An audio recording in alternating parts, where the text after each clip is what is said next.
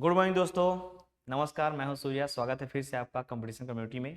जो हम लोग सीरीज लेके आए हैं पंचायती राज का, वो अब ये मेरे ख्याल से चौथी क्लास होने वाली है। इसके पहले मैंने आपको 243 डी तक पंचायतों में आरक्षण का प्रावधान तक बता दिया था। अगर आप नए हैं तो उस वीडियो को जरूर देखें, क्योंकि एक सीरीज चलते आ रही है। हर क्लास के बाद दूसरा जो क्लास होने वाला है उसी के आधार पर चलेगा। तो आज मैं बताने वाला हूं आपका 243 डी के बाद की कहानी। जो हमने अनुच्छेद देखे हैं, जो 243 में ए से ओ तक सब आर्टिकल जोड़े गए हैं, उसके बारे में चर्चा करने वाले हैं। याद करते हुए चलेंगे। तो हमारा जो आपका नेक्स्ट है आपका 243 ई बोलता है आपका ईयर मतलब क्या था दोस्तों? आपका कार्यकाल। पंचायत जो पद अधिकारी होते हैं उनका कार्यकाल। तो क्वेश्चन ये आता है कि सर कोई पंचायत का अधिकारी है, जैसे कोई सरपंच है, तो उसने सरपंच ने चुनाव जीता, रिजल्ट आ गया, 1 तारीख को रिजल्ट आया, तो क्या 1 तारीख से वो सरपंच बन चुका है कि क्या कहानी है? सपोज किसी सरपंच की बात करते हैं और वो जो है साल भर कार्यकाल किया, उसने किसी कारणवश त्यागपत्र दे दिया या किसी दुर्घटनावश उसकी मृत्यु हो जाती है। अगर वो पद रिक्त हो जाता है तो उसके बाद क्या प्रोसेस होगा? ठीक है, तो इन सब के बारे में आज हम लोग क्या करने वाले हैं, चर्चा करने वाले हैं। तो हम लोग का कार्यकाल हम लोग पढ़ने वाले हैं पंचायतों में कार्यकाल, पंचायत में कार्यकाल। तो सिंपल सा कहानी क्या है समझेंगे। हम लोग पढ़ने वाले हैं पंचायतों की अवधि या कार्यकाल। तो सबसे पहले देखेंगे आप लोग, देखिए पहला चीज आपको रखना है। फॉर एग्जाम्पल के लिए हम लोग बात करते हैं सरपंच की। किसकी बात करते हैं? सरपंच। सरपंच ने अगर 1 जनवरी को चुनाव जीता है, कब चुनाव जीता है? 1 जनवरी को चुनाव जीता है। उसका नाम आ गया कि भैया आप 1 जनवरी को सरपंच बन चुके हो, आपने चुनाव जीत लिया है। तो 1 जनवरी से क्या उसका कार्यकाल होगा? नहीं, ऐसा नहीं है।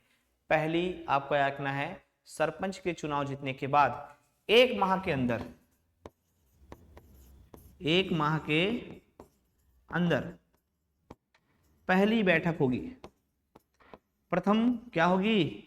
बैठक होगी। याद रखना, 1 माह के अंदर पहली बैठक होगी। अब वो बैठक चाहे 15 जनवरी को हो, चाहे 10 जनवरी को हो या 20 जनवरी को हो, तो इस पहली बैठक से उसका कार्यकाल 5 साल के लिए काउंट किया जाएगा। याद रखना, चुनाव नतीजा आने के बाद नहीं, पहली बैठक की बात। सर ये पहली बैठक कौन करेगा?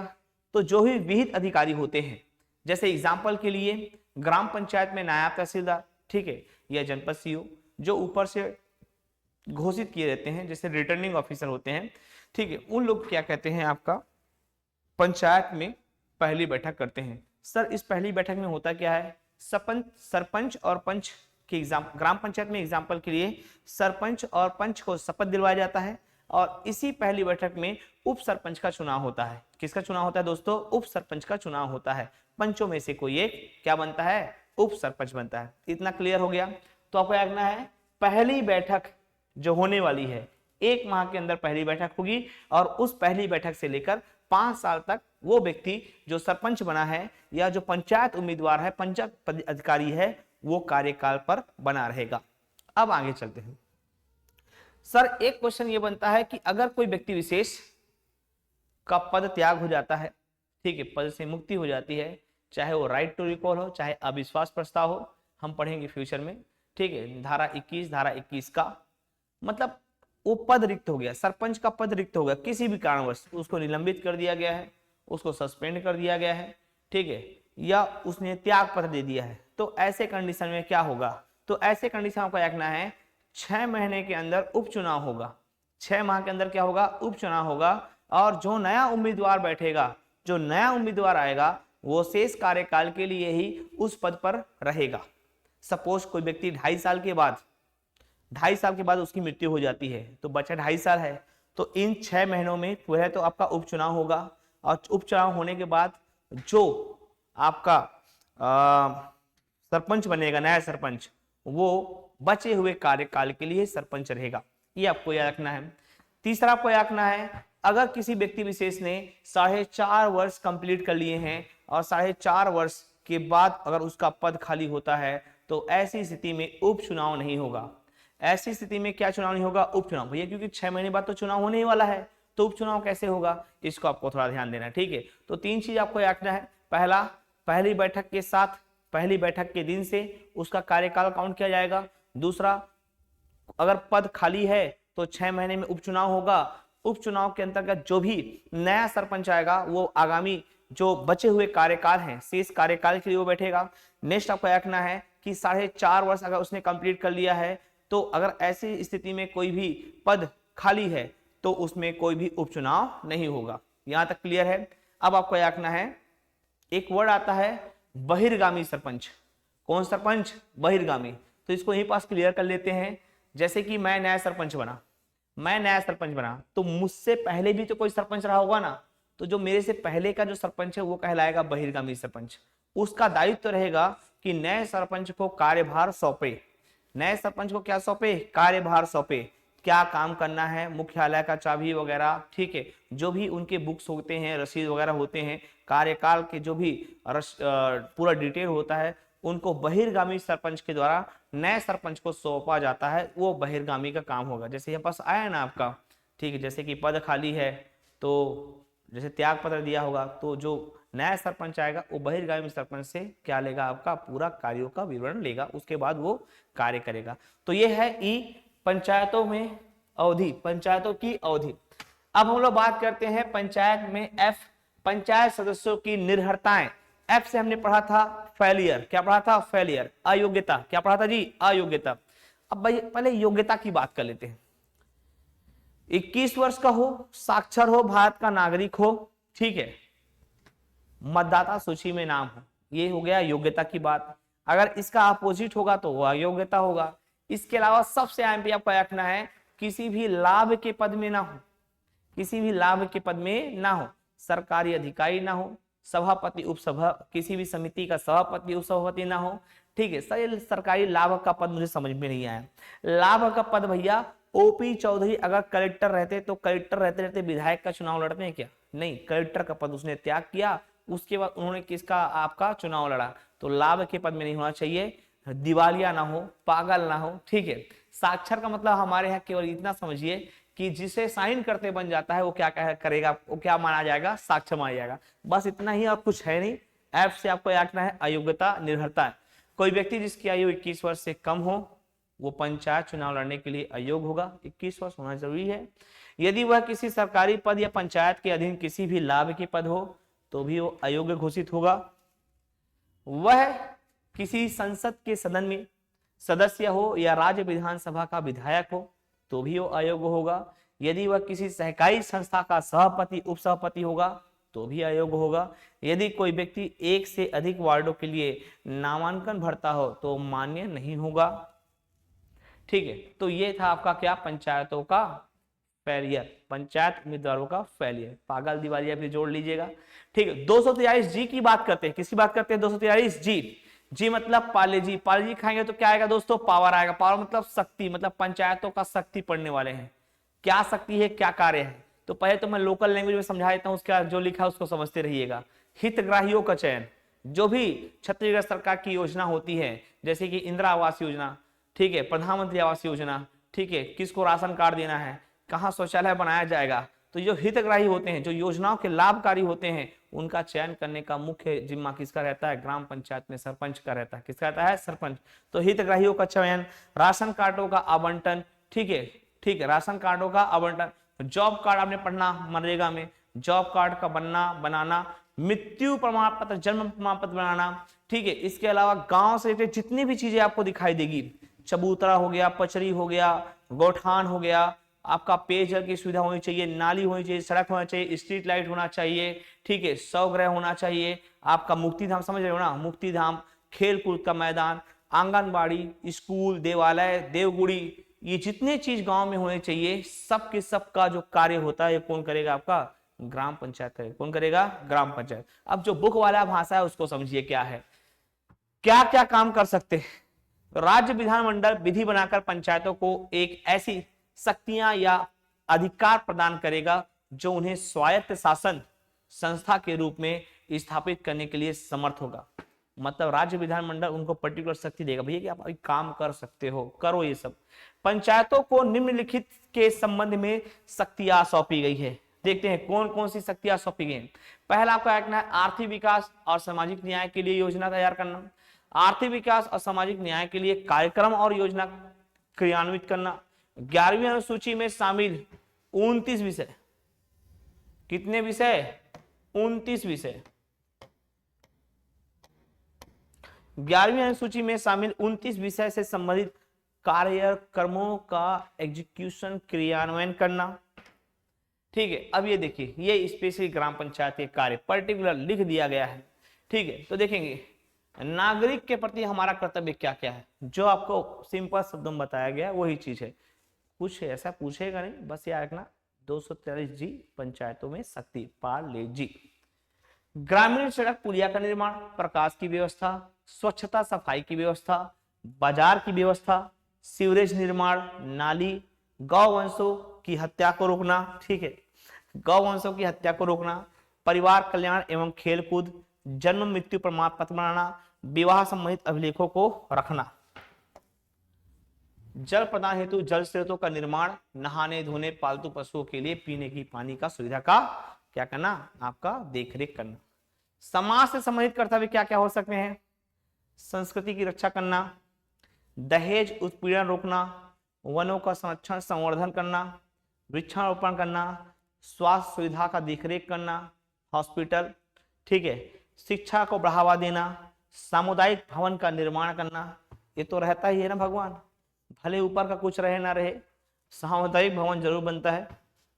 ठीक, कचरा प्रबंधन करना, राशन वितरण की व्यवस्था करना, प्राचीन स्मारक की देखरेख करना, निःशक्त और निराश्रित को सहायता प्रदान करना। ठीक, इसके अलावा आर्थिक कर्तव्य क्या क्या है?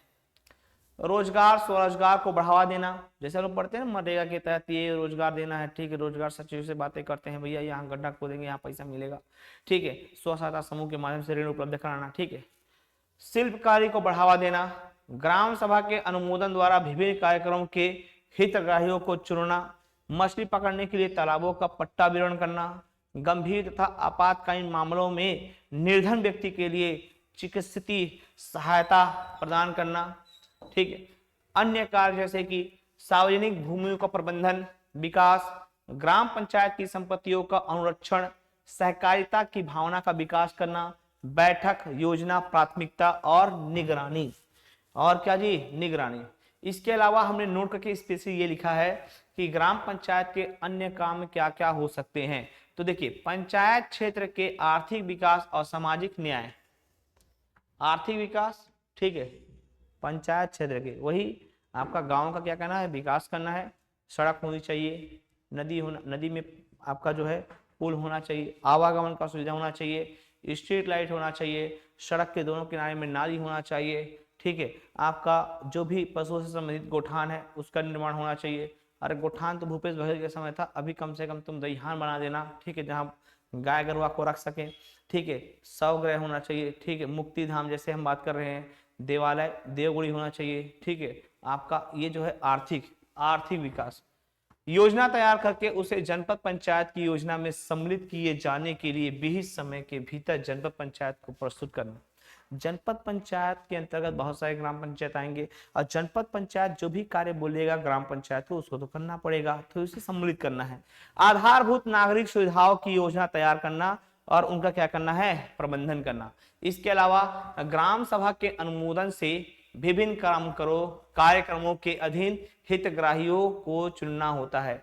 ग्राम पंचायत के भीतर विकास स्कीमों और निर्माण कार्यों को क्रियान्वित करना होता है। ठीक है, कि जो भी हम लोग पढ़ रहे हैं ये पीडीएफ के रूप में आपको प्रोवाइड करा दिया जाएगा, नीचे दिए गए लिंक पर जो है आपका किसी न किसी ग्रुप में, टेलीग्राम वगैरह चैनल में आपको ये मिल जाएगा। लिखने की आवश्यकता नहीं है। इतना सारा बताने के पीछे कारण ये है कि ये सब काम जो है पंचायतों के कार्य के अंतर्गत आते हैं, ये उनकी शक्तियां होती हैं। क्या होती हैं? शक्तियां। अब हम लोग आगे बढ़ते हैं, देखते हैं इसके अलावा और क्या है। किसी विधि द्वारा उसे सौंपी गई या केंद्र या राज्य सरकार द्वारा या जिला या जनपद सरकार के द्वारा जो भी सौंपी गए काम होते हैं, स्कीम होते हैं, योजना होते हैं, उसको एग्जीक्यूट करवाना है। क्या करना है? एग्जीक्यूट करवाना है। हिताधिकारियों के लिए बनाई गई स्कीमों और कार्यक्रमों का नियंत्रण करना और उन्हें मॉनिटर करना। जनसाधारण के बीच सामान्य चेतना की अभिवृद्धि करना। क्या करना है दोस्तों? अभिवृद्धि करना। तो ये आपको काम आपको याद रखने थे। ये सभी काम आपको याद रखना है, किसके हैं? ग्राम पंचायत के हैं। किसके हैं? जनगण। तो ये ग्राम पंचायत के काम देखिए, आप ना जैसे ईडीओ के सिलेबस में देखना इकाई 4 या 5 में ना साफ सा दी है ग्राम पंचायत के कार्य, जिला पंचायत और जनपद पंचायत तीनों के कार्य अलग अलग दिए हैं, तो तीनों के कार्य को पढ़ना है। तो ग्राम से जो रिलेटेड काम होंगी ग्राम पंचायत, जनपद का मैं बता रहा हूं आपको। जनपद पंचायत के कार्य में देखिए क्या क्या है, ठीक है, पहले समझते हैं इसको।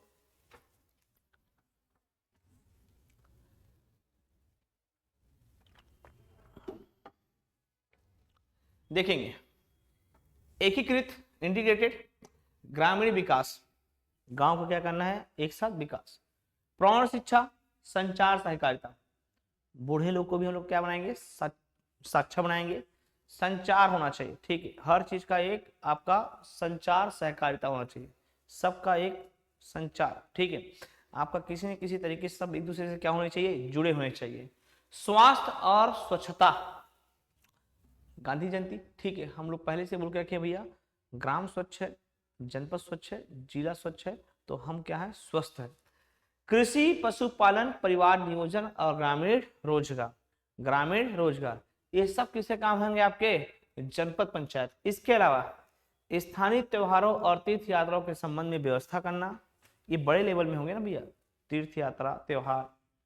प्राकृतिक आपदा जैसे बाढ़ हो गया, सूखा हो गया, हमारे यहाँ तो सूखा ही होता है ज्यादातर, ठीक, बाढ़ हो गया, सूखा हो गया, भूकंप, आगजनी, टिड्डियों का दल हमला, टिड्डी समझते हो जी, आपका धान वान में जैसे कि आपका टिड्डा उड्डा एक साथ आ जाता है, पूरा धान की फसल खत्म कर देता है, फसलों से टिड्डियों की रक्षा करना, ठीक है, महामारी और आपातकालीन सहायता की व्यवस्था करना कौन करेगा आपका जनपद पंचायत। कौन सा पंचायत जनपद पंचायत। इसके अलावा सार्वजनिक नाव घाटों का प्रबंधन करना, ठीक है, ठीक है, जो घाट होते हैं, सार्वजनिक मेलों और बाजारों का प्रबंधन करना, ठीक है, देखो गांव में मेले बाजार आएंगे ग्राम पंचायत, यहाँ पर सार्वजनिक की बात हो रही है, किसी बात हो रही है सार्वजनिक। समस्त ग्राम पंचायत और जनपद पंचायत के आर्थिक विकास और सामाजिक न्याय की स्कीमों के संबंध में वार्षिक योजनाओं पर विचार करना और उन्हें समेकित करना और समेकित योजना को जिला पंचायत में क्या करना प्रस्तुत करना।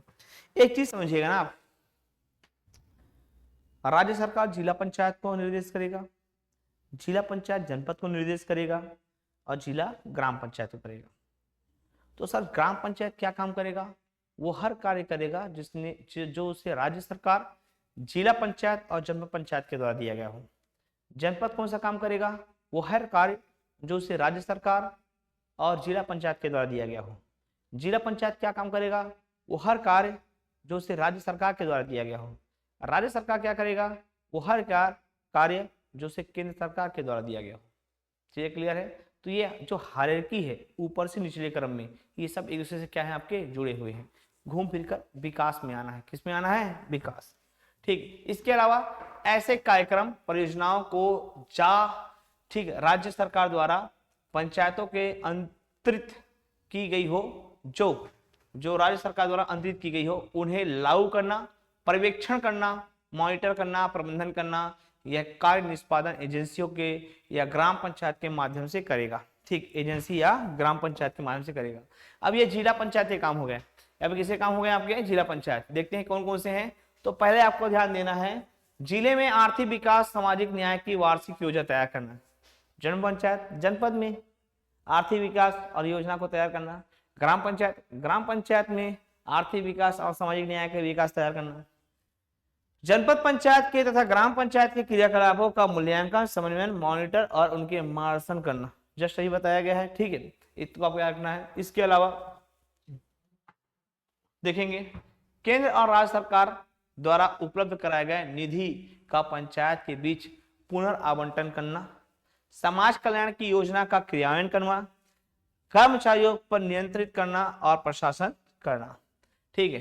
तो वो हो गया क्या आपका पंचायतों के कार्य। अब हम लोग बात करते हैं 243 एच का मतलब क्या था जी, टैक्स, कर, क्या था कर। तो दो प्रकार के कर लगते हैं जी, एक होता अनिवार्य कर और एक क्या होगा आपका ऐच्छिक कर। अनिवार्य कर और ऐच्छिक कर ग्राम पंचायत के द्वारा लगाए जाने वाले दो प्रमुख कर हैं। एक है अनिवार्य कर, जिसके बारे में धारा 77(1) में दिया गया है, अनुसूची 1 का में इसका भी व्याख्या किया गया है। उसके बाद 77(2) में ऐच्छिक कर के बारे में बताया गया है। अनिवार्य कर ऐसे कर जिसको लेना जरूरी है, ऐच्छिक कर ऐसे कर जिसको लेना जरूरी नहीं है।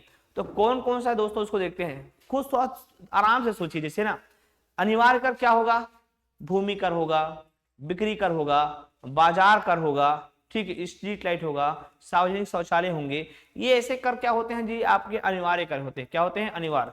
ऐच्छिक कर क्या होते हैं, जैसे पेयजल हो गया, ठीक है, नहर हो गए, ठीक है, ठीक, पानी वानी की सुविधा हो गया, गोठान हो गया, ये क्या होंगे आपके ऐच्छिक कर। लेना है तो लो, नहीं लेना है तो नहीं लो, ठीक है। वैसे मैं आपको बताता हूँ, ये सब किताबी भाषा है। बहुत रेयर केस में आपको ये देखने को मिलेगा कि ये होता भी है कि नहीं होता, लेकिन आपको इस सबको याद रखना है कि कौन ऐच्छिक है, कौन आपके अनिवार्य है।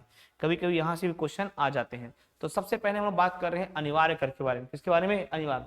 तो हमने पहले क्या पढ़ा आपका, बाजार कर। कौन सा कर पढ़ा, बाजार, ठीक है। ग्राम पंचायत के अंतर्गत आने वाले बजट कर, अब बाजार फीस इसमें आएंगे।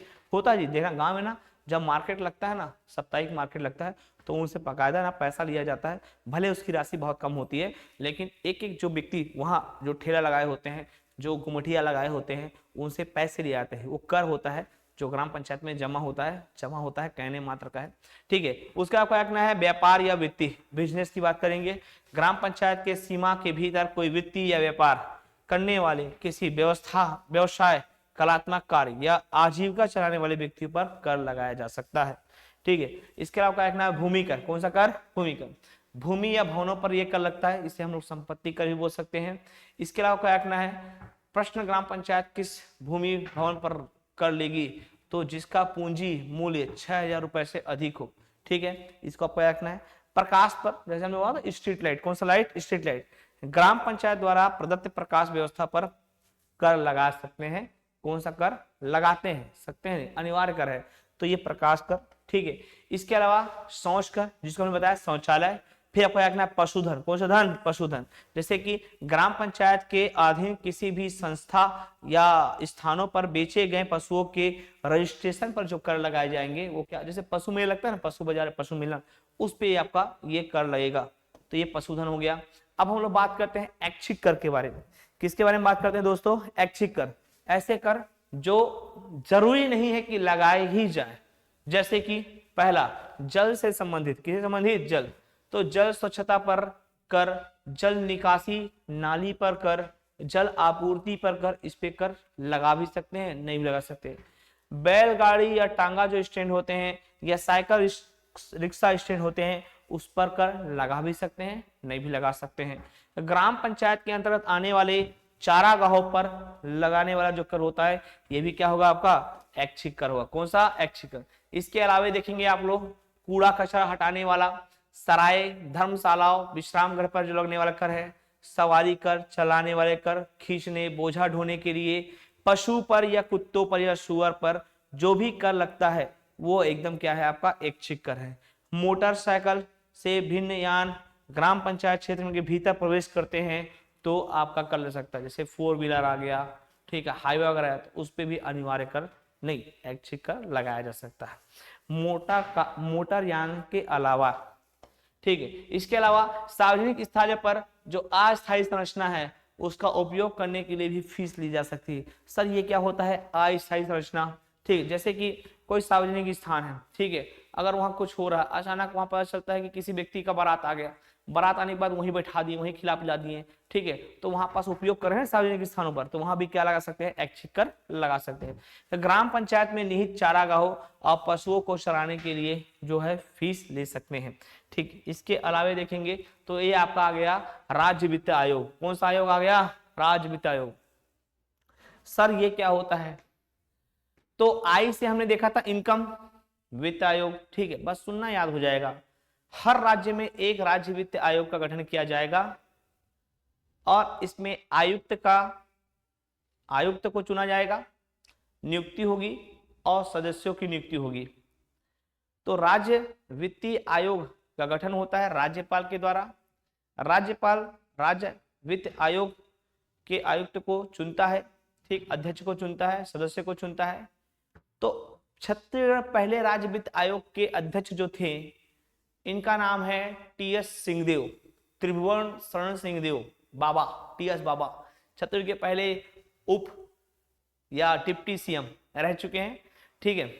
तो आप समझिएगा क्वेश्चन कैसे पूछेगा। छत्तीसगढ़ के पहले वित्त आयोग के अध्यक्ष कौन है, टीएस सिंहदेव। अब आपका ये क्लास वर्क है, होमवर्क है, ठीक। कमेंट्स मुझे करके बताइएगा कि वर्तमान में वित्त आयोग के अध्यक्ष कौन है, ठीक है। वर्तमान में वित्त आयोग के अध्यक्ष कौन है, ठीक, कमेंट्स में जरूर बताइएगा, ठीक है। तो ये है आई से वित्त आयोग, ठीक है, जिसकी नियुक्ति कौन करता है, राज्यपाल, ठीक है। आगे चलते हैं, वित्त आयोग के बाद देखते हैं आपका जे, क्या जी, जे, ये मतलब होता है लेखा जोखा। क्या होता है, लेखा जोखा। पहले तो 2 लाइन में समझ लीजिए, ग्राम पंचायतों का हिसाब किताब ग्राम सभा करेगा, खत्म। ग्राम पंचायतों के खर्चों का हिसाब किताब, लेखा जोखा, संपरीक्षा, ऑडिट कौन करेगा, ग्राम सभा करेगा। जनपद पंचायत और जिला पंचायत के कार्यों का हिसाब किताब राज्य सरकार द्वारा नियुक्त अधिकारी करेगा। इसको अच्छे समझ गए, फिर से बोल रहा हूं, ग्राम पंचायत के खर्चों का हिसाब किताब ग्राम सभा करेगा और जनपद और जिला पंचायत के खर्चों का हिसाब किताब राज्य सरकार द्वारा नियुक्त कोई अधिकारी करता है। इसको ध्यान देंगे, इतने में आपके क्वेश्चन बन जाने चाहिए। अब देखो, जो लेखा जोखा है, ये लेखाओं का जो संपरीक्षा है, इसमें देखिए क्या है। पहला तो लेखाओं के प्रकार देखिए, एक है सामान्य लेखा, कभी भी आ सकता है, हर 3 महीने में आ सकता है, 2 महीने में भी आ सकता है। वार्षिक लेखा साल में 1 बार आएगा। और एक होगा विशेष लेखा परीक्षण, किसी विषम परिस्थिति में इसको लाया जाएगा। समय प्रत्येक बैठक के 3 माह में। वार्षिक बैठक में जांच होगा, विशेष परिस्थिति में होगा। किसके द्वारा होगा, ग्राम सभा द्वारा सरपंच अध्यक्ष के निर्देश पर। सेम ग्राम पंचायत द्वारा, ग्राम सभा द्वारा अध्यक्ष या सरपंच के निर्देश पर। विशेष परिस्थिति में थोड़ा सा ध्यान देंगे, ग्राम सभा द्वारा कलेक्टर के निर्देश पर।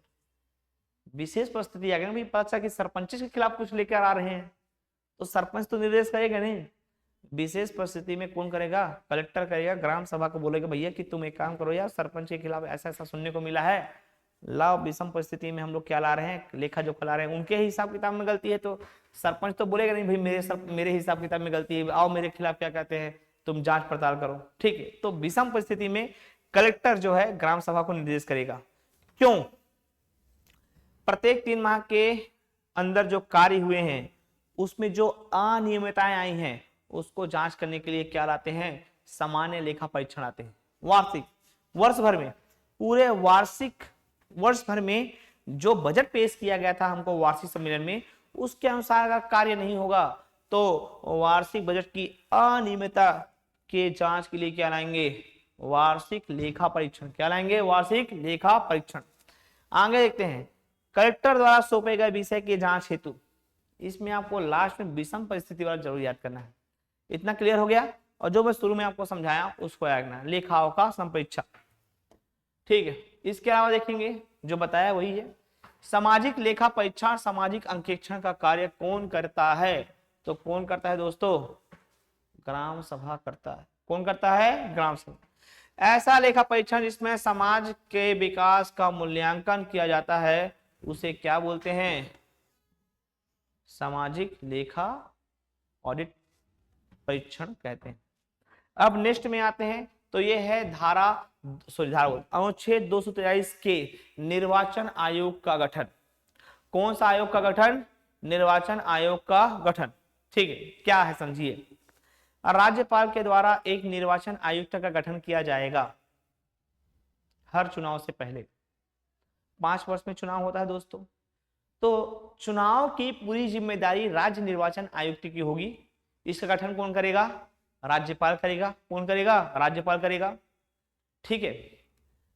अब मैं लिखते नहीं रहूंगा, बस सुन लो, याद हो जाएगा। राज्य निर्वाचन आयुक्त करेगा क्या सर, राज्यपाल ने गठन तो कर दिया, एक नियुक्ति कर दी आयुक्त की, ठीक है। ये सीनियर लेवल का ऑफिसर रहेगा, आईएएस लेवल का अधिकारी रहेगा, ठीक है। आई लाइक दैट, आपका कोई कमिश्नर, सचिव, ठीक है, जो आईएएस लेवल का अधिकारी होते हैं उसको राज्य निर्वाचन आयुक्त बनाते हैं। पूरे राज्य में चुनाव होना है तो पूरे राज्य के चुनाव का जो भी करता धरता है, देख रेख करने वाला है, रिजल्ट का निर्णय लेने वाला है, कहाँ क्या होगा, ये सब राज्य निर्वाचन आयुक्त के आधार पे मतलब काम होगा। पहला काम, पहला तो भैया चुनाव का तिथि निर्धारित करना। दूसरा, कितने चरणों में होगा इसको निर्धारित करना, तीसरा, कहां कहां आरक्षण कैसा कैसा रहेगा इसको निर्धारित करना। चौथा, आचार संहिता लागू करना। अरे होगा ना आचार संहिता भैया चुनाव से पहले, ठीक है।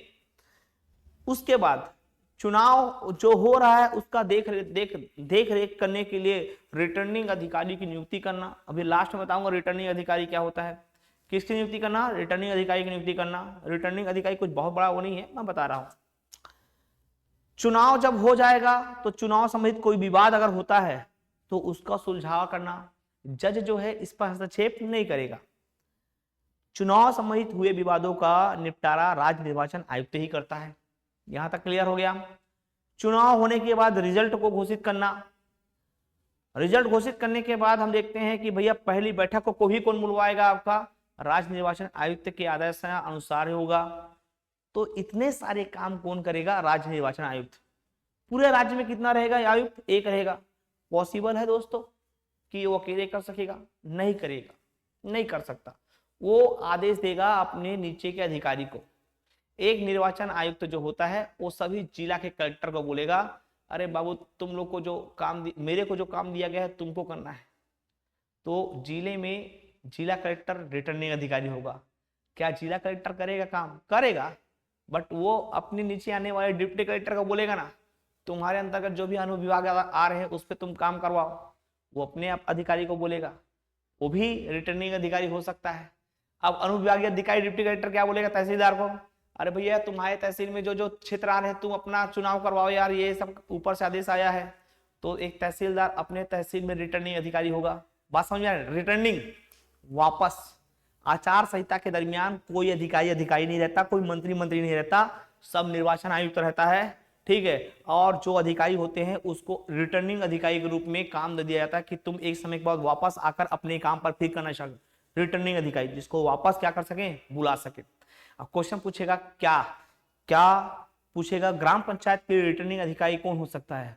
तो ग्राम पंचायत के रिटर्निंग अधिकारी नायब तहसीलदार हो सकता है। क्या हो सकता है दोस्तों? नायब तहसीलदार ग्राम पंचायत में रिटर्निंग अधिकारी हो सकता है। जनपद पंचायत में कौन होगा? तो जाहिर सी बात है सीईओ, चीफ एग्जीक्यूटिव ऑफिसर, ठीक है। आपका अनुविभागीय अधिकारी बोल सकते हो या मुख्य कार्यपालन अधिकारी बोल सकते हो। जो सेकेंड क्लास ऑफिसर होते हैं वो और रिटर्निंग अधिकारी हो सकते हैं, ये बोल रहा हूं, होंगे ही ऐसा नहीं है। वो ऊपर से आदेश होता है कि आपको रिटर्निंग अधिकारी क्या किया गया है? बनाया गया है। और जो भी निर्वाचन आयुक्त के कार्य होते हैं वो सब रिटर्निंग अधिकारी करते हैं अपने अपने क्षेत्र के अंतर्गत। ये है आपका केसे निर्वाचन आयोग। क्लियर हो गया होगा आई होप। आगे चलते हैं, देखते हैं उसके बाद एल, लागू होना, पंचायत का लागू होना। मेरे ख्याल से इस दूसरे या तीसरे वीडियो में मैंने आपको बताया था कि लागू कैसे कैसे होना है। सुन लो, किसी क्षेत्र विशेष में क्वेश्चन भी दिया था ना कि यार जनसंख्या पर डिपेंड करेगा कि वोटर पर डिपेंड करेगा, ऐसा मैंने बताया था ना। तो याद रखना कि लागू पंचायत कहां होगा? तो ऐसा क्षेत्र विशेष, ऐसे राज्य जहां 20 लाख से ज्यादा जनसंख्या है, जहां 20 लाख से ज्यादा क्या है? जनसंख्या है, वहां त्रिस्तरीय पंचायती राज लागू होगा। कौन सा राज? त्रिस्तरीय। ऐसे क्षेत्र जहां 20 लाख से कम जनसंख्या विशेष है तो वहां द्विस्तरीय, जिला स्तर और ग्राम स्तर के पंचायती राज लागू होंगे। अब कुछ ऐसे भी है भारत में जैसे कि पश्चिम बंगाल, वहां 4 स्तरीय पंचायती राज लागू है। चीजें क्लियर है? अब आप लोग का होमवर्क है, आप लोग कमेंट से बताइए उन राज्यों के नाम जहां पंचायती राज लागू नहीं है, उन पंचायतों के नाम जहां पंचायती राज लागू नहीं है, ठीक है। थोड़ा सा दिमाग लगाइएगा, ठीक है, ज्यादा नहीं है, 4-5 है, ठीक। उसमें एक केंद्र शासित प्रदेश भी है और बाकी पूर्वोत्तर के हैं। थोड़ा सा आप दिमाग लगा के मुझे बताइएगा, नेक्स्ट वीडियो में इसका आंसर दूंगा। मुझे देखना है कमेंट्स कौन कौन कर रहा है। होता ही है ना कि वीडियो देख रहे हैं सर, लेकिन क्वेश्चन जब करो, ऑनलाइन ऑफलाइन में अंतर क्या पता है ना, यही ऑफलाइन रहता ना तो मैं उनसे पूछता बाबू बता, वो बताते हैं हाँ ऐसा है, तो गलती ढूंढ के उनको सही बताया जाता। तो तुम लोग भी कमेंट्स में बताइएगा, आप लोग बताएंगे कमेंट्स में कि कौन कौन से राज्य में लागू नहीं है। एल से लागू होना, एम से लागू नहीं होना, एन से निरंतर क्या होना? बने रहना। तो एन से निरंतर बने रहना, पंचायत कुछ भी हो जाए वो निरंतर बना रहेगा, ठीक है। जैसे हम बताया था सरपंच मर जाएगा तो उपचुनाव होगा 6 महीने के दरमियान, लेकिन सरपंच का पद खाली नहीं होना चाहिए। अब ये बताइए कि सरपंच अगर मर गया तो उसका कार्यभार कौन संभालेगा? तो कौन संभालेगा? उप सरपंच। कौन संभालेगा? उप सरपंच। अरे भैया गलत है, उप नाम का कोई चीज ही नहीं होता भगवान, उप सरपंच नाम मात्र का है, कोई गुस्सा रहता है तो उसको उप सरपंच बना दिए रहते हैं, ठीक है। पंच बनेगा, कौन बनेगा? पंच। सरपंच के मृत्यु के या पद को छोड़ने के बाद या पद मुक्ति के बाद सरपंच का पद कार्यभार के रूप में 6 महीने के अंदर अगर चुनाव नहीं हुआ तो उस समय कौन उसका वो करेगा? तो पंचों में से कोई एक सरपंच का कार्यभार संभालेंगे। उप सरपंच ही संभालेगा ऐसा कोई बुक में नहीं लिखा है। और याद रखना कि उप सरपंच भी तो पंच ही है ना, तो पंच लेना है। क्या लेना है सर? पंच। तो निरंतर बना रहेगा, ठीक है, जब तक इसको परमानेंट भंग नहीं किया जा सकता। भंग भी हो सकता है, ऐसा नहीं कि नहीं भंग होगा, लेकिन निरंतर ये बना रहता है। और लास्ट 243 ओ है। ओ का मतलब होता है जज। जज का हस्तक्षेप नहीं करना। कहने का यह है दोस्तों कि चुनाव संबंधित कोई भी जो विवाद होता है उसके लिए निर्वाचन आयोग का गठन किया गया है। वो निर्वाचन आयोग ही सर्वोपरि है। निर्वाचन आयोग चाहे तो उसको जज के मतलब न्यायालय का हस्तक्षेप उसमें कर सकते हैं, लेकिन आप डायरेक्ट जो है न्यायालय के समक्ष जाकर चुनाव से संबंधित कोई चीजें नहीं रख सकते। आपको निर्वाचन आयोग का गठन इसीलिए किया गया है ताकि चुनाव संबंधित जो भी विवाद हो उसका निपटारा ऑन द स्पॉट वहीं पास किया जा सके, ठीक है। अब जब निर्वाचन आयोग से भी वो चीज नहीं होता तब जज का हस्तक्षेप होता है, न्यायालय का हस्तक्षेप होता है। तो ये हो गया ए से लेकर ओ तक की कहानी। ओ का मतलब होता है किसी भी चीजों में न्यायालय का हस्तक्षेप नहीं करना, पंचायतों का हस्तक्षेप नहीं करना। तो हमने पढ़ लिया है ए से लेकर ओ तक की कहानी। ए में था आपका ग्राम सभा, बी में था पंचायतों का गठन, सी में था पंचायतों की संरचना, सी के बाद जो डी है उसमें हमने पढ़ा है पंचायतों में आरक्षण का प्रावधान। ई से हमने पढ़ा है आज कार्यकाल। क्या पढ़ा है जी? कार्यकाल, जो अवधि होती है। एफ से हमने पढ़ा है अयोग्यता, पंचायत के जो भी उम्मीदवार होते हैं उनको किस किस तरीके से अयोग्य घोषित कर सकते हैं। जी में हमने पढ़ा है जो पंचायतों की कार्य और शक्तियों के बारे में। एच में हमने पढ़ा है उनके टैक्स के बारे में, किसमें उन्होंने मतलब पंचायत कर निर्धारित कर सकता है, करारोपण कर सकता है। फिर उसके हमने पढ़ा है आपका एच के बाद हमने पढ़ा है आई में हमने पढ़ा है आपका वित्त आयोग का गठन। जे में पढ़ा हमने लेखा जोखा। के में हमने जस्ट अभी पढ़ा है निर्वाचन आयोग का गठन। एल से मैंने अभी बताया आपको लागू होना। एम से बताना है आपको बताना है लागू कहाँ कहाँ नहीं है। एन से बताना है आपको निरंतर बने रहना, पंचायतों का कंटिन्यू बने रहना। और लास्ट में हम देखते हैं ओ से। ओ का मतलब होता है जज, मतलब पंचायत के किसी भी निर्णय पर या कार्यों पर या किसी भी चीज पर या विवाद पर जज का या न्यायालय का हस्तक्षेप नहीं करना। तो ये था कहानी 243 ए से लेकर ओ तक का। नेक्स्ट वीडियो में आपको बताने वाला हूँ कुछ नई चीजें पंचायत से ही संबंधित, ठीक, जैसे कि उनको किस तरीके से उनके पद से हटा सकते हैं, अविश्वास प्रस्ताव क्या होता है, राइट टू रिकॉल क्या होता है, निलंबित कौन करेगा, त्यागपत्र कौन देगा, किसको देगा, सस्पेंड कौन करेगा, डिसमिस कौन करेगा, जमात राशि क्या होता है, अगर कोई उम्मीदवार 2 जगह से चुनाव लड़ता है तो उसके क्या क्या प्रावधान है, ठीक है। तो जो भी आपका चुनाव चिन्ह क्या है, सफेद है, नीला है, पीला है, गुलाबी है, ये सब के बारे में चर्चा करेंगे। तो ये वीडियो यहीं तक रहेगा, ठीक है। मिलते हैं नेक्स्ट वीडियो के साथ। बहुत बहुत धन्यवाद। Thank you so much.